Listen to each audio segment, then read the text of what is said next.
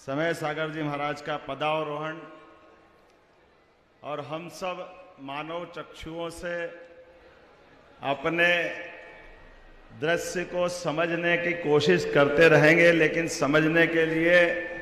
मुझे लगता है कि जब तक आपका आशीष नहीं मिलेगा हमको सच्चे अर्थों में ये हमको समझ में ही नहीं आएगा कि ये हम कौन सी दुनिया में पहुंच गए। ऐसा लग रहा है परमात्मा ने ये क्षण दे करके हमारा जीवन धन्य कर दिया। मैं आपको प्रणाम करता हूँ, वंदन करता हूँ, समस्त मुनिवृंद को, समस्त अतिथियों को, समस्त साधकों को। हमारे अपने इस भारत की विशेषता है, परमात्मा की कृपा है। इस पृथ्वी पे कई जन्मों के पुण्य के बाद हमको इस मृत्यु लोक में ऐसे कुछ क्षण मिलते हैं जो हम अपने जीवन को धन्य कर पाते हैं। और ऐसे में कोई हमारे ऐसे मानव से महामानव और महामानव से देवत्व को सीधे धारण कर ले, ऐसे देवता के दर्शन हो जाए तो वाकई जीवन धन्य हो जाता। आनंद में ऐसा लगता है कि परमात्मा हमको अब इस घड़ी के बाद कुछ बचा नहीं, सब कुछ प्राप्त हो गया। मैं और सौभाग्यशाली हूं, खास इस कारण से भी कि मैंने आचार्य विद्यासागर जी महाराज के भी प्रणाम किया था, उनका भी दर्शन किए थे, उनका आशीर्वाद भी लिया था और उनको देख करके नेमावर में मैंने उनसे आशीर्वाद लिया था। और मुझे एहसास हुआ था कि आपको देख के वास्तव में उसका एहसास होता कि कोई देवता को देखने के बाद मां नर्मदा के किनारे कैसा लगता, वो जीवन का क्षण भूल नहीं सकता हूं। लेकिन अपने जीवन काल में जीते जी वो देवत्व को धारण कर गए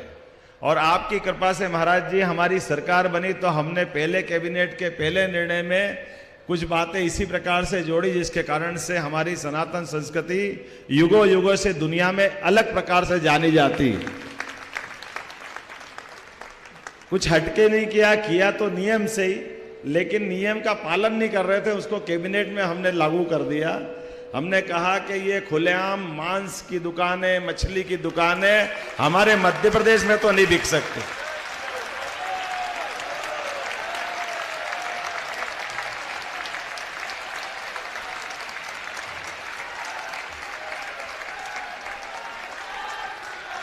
और केवल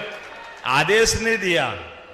हमने कहा कि अगर का आदेश का उल्लंघन पाया जाएगा तो वो वहां नहीं रहेगा जिसके हक में ये है कि वो उसका पालन करना चाहिए। इसलिए त्वरित गति से उसको पालन भी कराया गया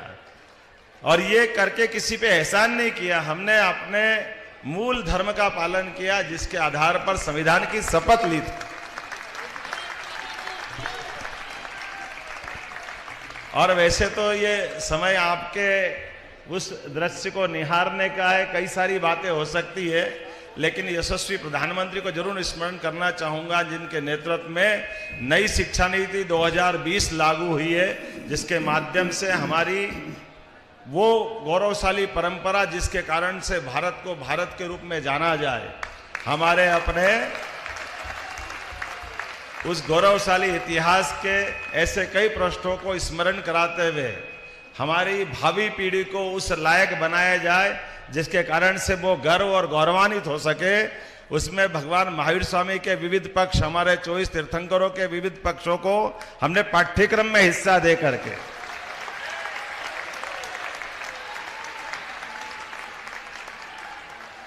मध्य प्रदेश की शिक्षा नीति में इस बात को हमने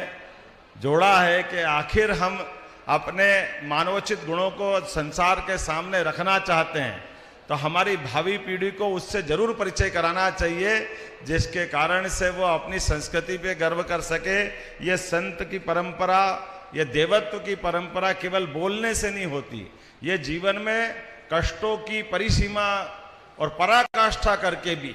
मूल जीवन के तत्वों को बनाए रख करके बाकी को जीने की प्रेरणा देने की जो परंपरा है, वाकई वो वंदनीय है, अभिनंदनीय है। हमें इस पे गर्व है। आज के इस अवसर पर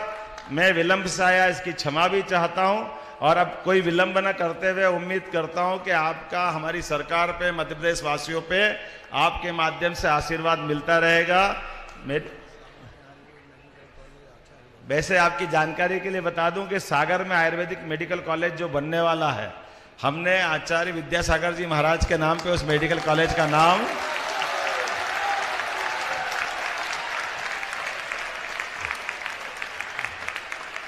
और ये केवल नाम करके हमारे केवल सुखानुभूति नहीं हुई, बल्कि आयुर्वेद की उस चिकित्सा पद्धति को भी नमन करते हुए महाराज जी के उस इशारे को समझते हुए कि हमारे यहाँ इस संस्कृति में वो सब कुछ है जिसको ध्यान से देखा जाए, और ऐसे में एलोपैथी की तरफ भगने के बजाय आयुर्वेद के माध्यम से भी उस पुरानी परंपरा को नमन करने का मौका मिला, प्रणाम करने का मौका मिला। अब मैं और कोई विलंब नहीं करते हुए पुनः आपके इस पदारोहण कार्यक्रम में आपका आशीर्वाद हम पे सब पे मिलता रहे, आपके माध्यम से आपकी कृपा पूरे प्रदेश पे, पूरे देश पे बनी रहे। मेरी अपनी ओर से विनम्र ये निवेदन करते हुए आपके लिए, आपके माध्यम से पूरे प्रदेशवासियों के लिए सुख, वैभव, मंगल की कामना, आपका आशीर्वाद सदैव मिलता रहे। बोलिए आचार्य विद्यासागर जी महाराज की।